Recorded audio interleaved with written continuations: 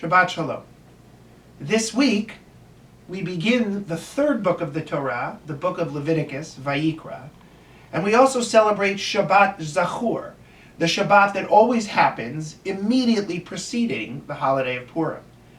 Shabbat Zachor is a time when we remember Amalek, that tricky, shifty, and somewhat unethical villain that seems to rear its head against the Jewish people, beginning in the Bible and continuing all the way through the story of Esther and Haman and Mordecai.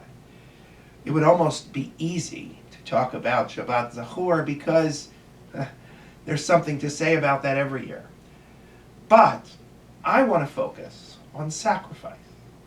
The book of Leviticus begins with a detailed description of all of the various sacrifices that the children of Israel would bring. Regular sacrifices, holiday sacrifices, sacrifices that were brought if you had done something wrong and that you were doing for atonement. All kinds of sacrifices. It is, to be sure, an archaic system that is very difficult for us to connect to, but one that is throughout our sacred history. Every time I meet with a wedding couple, we talk a little bit about sacrifice. You see, in the ancient Jewish wedding tradition, each of the couple's family was required to make the ultimate sacrifice for them.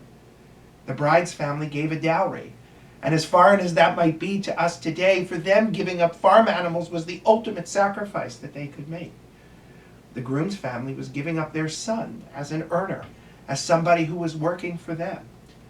As difficult as that sacrifice might be for us to understand and resonate with, sacrifice in general, the giving up a little bit of the self to add to some greater whole, is something that can resonate with us even today.